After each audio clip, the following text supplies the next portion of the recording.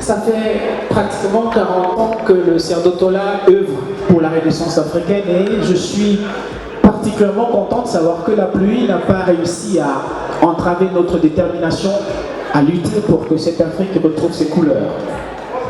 Et à la tête de ce Cerdotola, il y a un monsieur, il y a un professeur. Je vous prie d'applaudir très fort pour le professeur Charles Binam-Nicole que j'invite ici pour son mot, parce que nous sommes en Afrique et vous ne pouvez pas arriver chez quelqu'un, vous faites ce que vous voulez et vous partez comme ça. Alors, professeur Charles Binam-Nicole, s'il vous plaît, venez et c'est vrai, peut-être sans retard, mais souhaitons la bienvenue à tous ceux-là qui ont bien voulu prendre la peine pour nous honorer de leur présence ce soir pendant cette nuit consacrée à la mode africaine. Je vais peut-être vous poser la même question tout à l'heure dans les loges. Pourquoi le vêtement, professeur? Je ne parle pas de vêtements, je parle de la vêture. Je parle de la parure et je parle de culture. Parce que vêture et parure nous enlèvent, nous élèvent et nous accomplissent en tant qu'hommes, puisque la dimension du vêtement, ce serait comme si on avait quelque chose à se reprocher. Mais vous avez vu l'Afrique nue et belle. Vous avez vu l'Afrique créative. Vous avez vu l'Afrique de génie. Et le vêtement est de ces inventions de l'homme, de ces créations de l'homme qui ont réussi à établir entre lui et la nature toute la différence et toute la hauteur qui fait qu'on puisse porter le nom d'homme. Évidemment, qui dit vêture, dit utilisation rationnelle, conceptualisée de produits du terroir, dit maîtrise de son environnement, dit mobilisation évidemment de l'esprit. Je disais le génie, mais en fait de sa capacité de communier avec le divin, avec l'au-delà et avec des forces surnaturelles qui seules peuvent inspirer, créer la muse et donner du charme. Alors, vêture, ce n'est pas seulement pour se couvrir, parce que le vêtement, c'est pour se couvrir.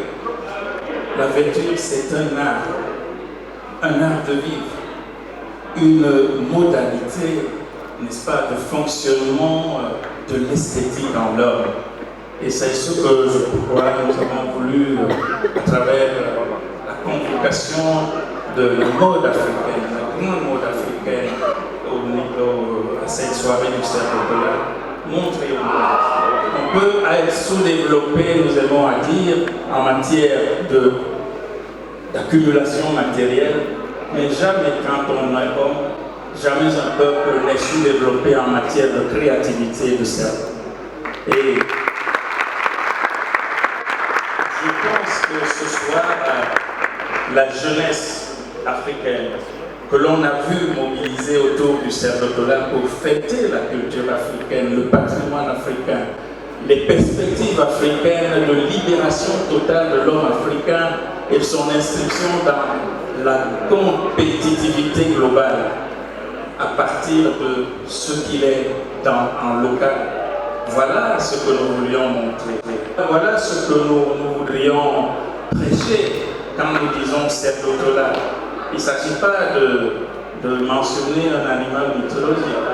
Il s'agit au contraire de stigmatiser en beauté, en puissance et, j'allais dire, en apportant chaque fois à ce qui a été de quoi être ce qui doit être, de quoi être ce qui peut être, de quoi être au-delà de ce pouvoir être, le savoir et peut-être demain dans la maîtrise du destin de l'Afrique, accumulation de l'avoir aussi pour que la compétitivité serve à résoudre les problèmes de l'Afrique, les problèmes des hommes et des femmes d'Afrique, à créer des emplois nouveaux à partir des éléments du terroir et on verra alors que la culture, ce n'est pas simplement de la festivité folklorique, mais véritablement le moyen sans lequel aucune émergence ne peut prendre corps, sans lequel aucune espérance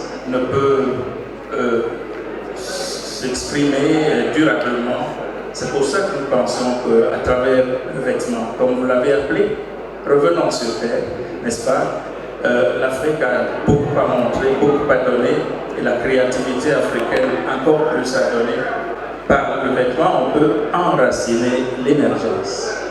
Merci, professeur Charles Bougon. Sans doute une dernière chose, parce qu'il faut dire que cette semaine, ou alors cette année de célébration qui s'est ouverte au mois de mai, il y a d'autres activités en perspective.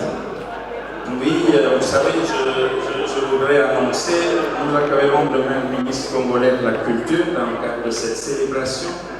Et je crois avoir reçu un message très fort de la Chambre de commerce, n'est-ce pas, du Congo, qui souhaite que le quarantenaire se fête aussi à Brazzaville. Et je pense que cela participe de ces possibles qui sont ouverts. Et je remercie ici, je saisis l'occasion pour remercier toutes ces grandes et toutes ces petites mains que l'on ne voit pas, qui par humilité n'ont pas voulu dire leur présence à l'organisation de cette cérémonie, mais sans lesquelles, évidemment, rien n'aurait pu être ce soir pour agrémenter notre soirée et ni faire le bonheur de ces hommes et ces femmes nombreux à qui nous n'avons pas souhaité la bienvenue, mais qui sont là, et à qui je profite de l'occasion de la parole que vous me donnez pour leur dire bienvenue au Cerdotola. Tenez le Cerdotola en main, c'est votre maison, mais c'est notre avenir. Merci, professeur. Merci beaucoup. Et à tout à l'heure.